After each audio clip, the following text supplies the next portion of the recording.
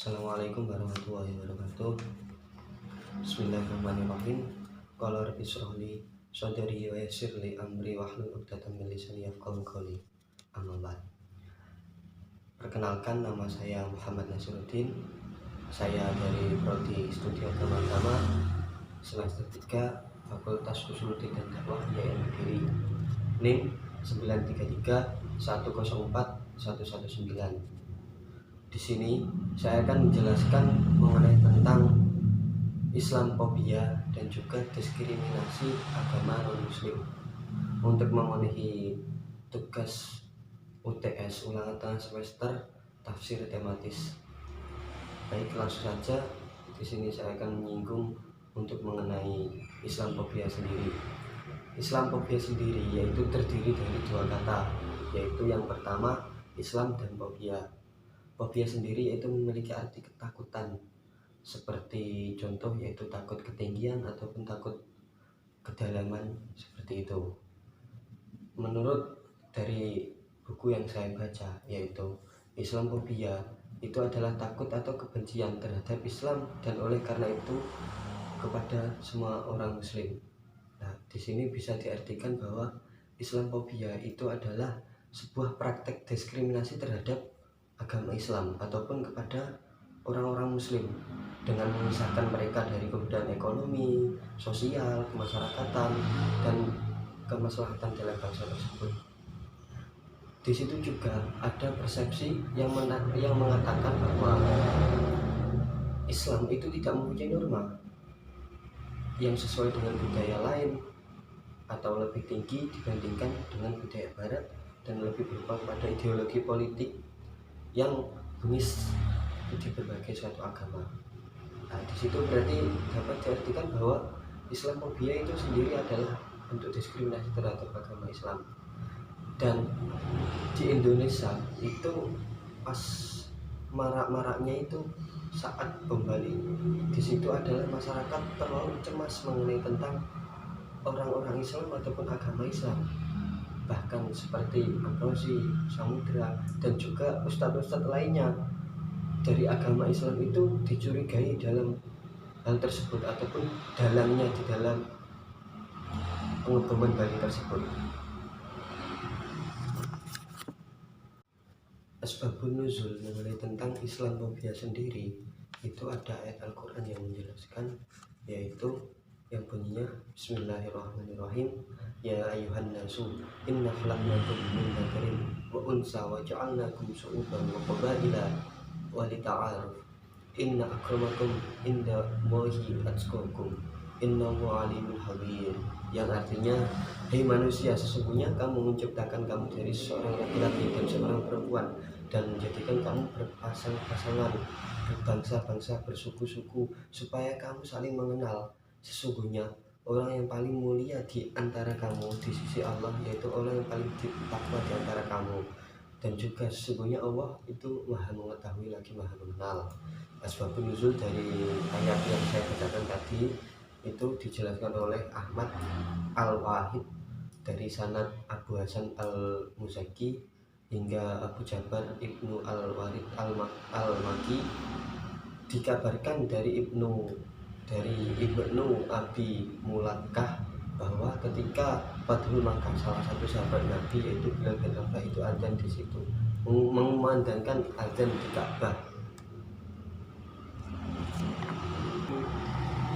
Lalu sebagian orang bangsa Arab ataupun bangsa Makkah tersebut itu ada yang berkata ini, wahai hamba Allah, apakah pantas seorang budak hitam mengundangkan adzan di atas Ka'bah yang suci?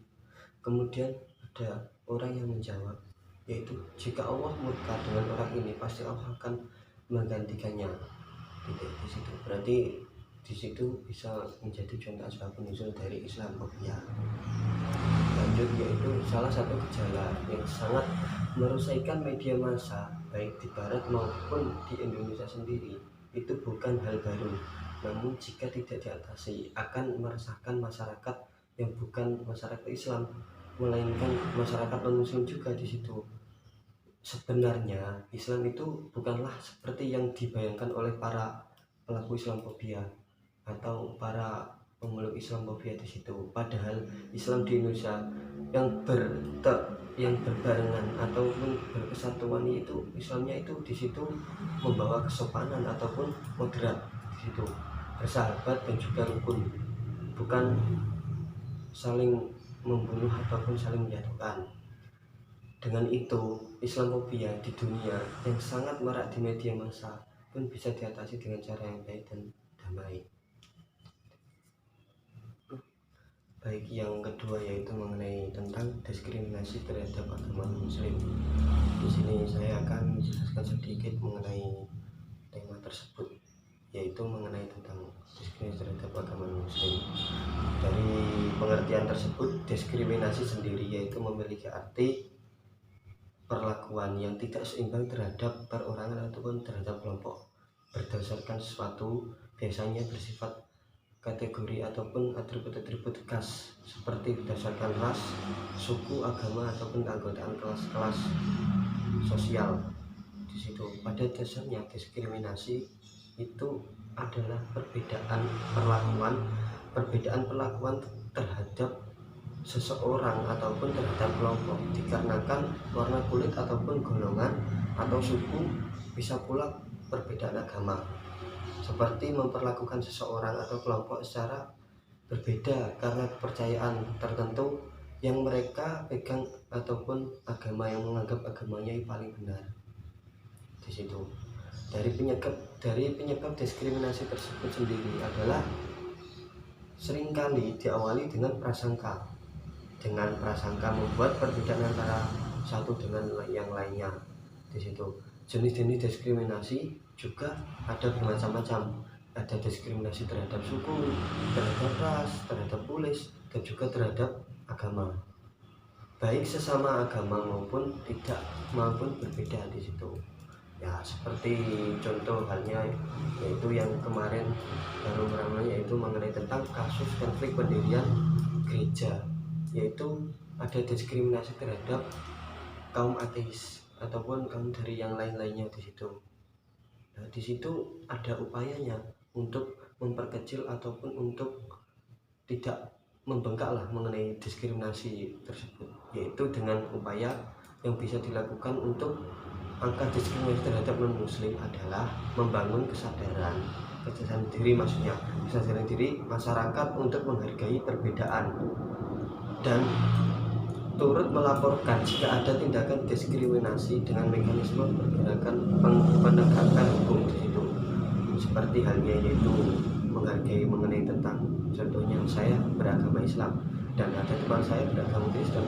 Nah, di situ kalau seumpama dia hari Minggu mau ke gereja, ya di situ disilahkan, nggak usah di situ kayak menghujat ataupun gimana mengenai agama teman saya gitu. Dan juga yaitu melaporkan apabila ada diskriminasi dengan mekanisme penegakan hukum di situ.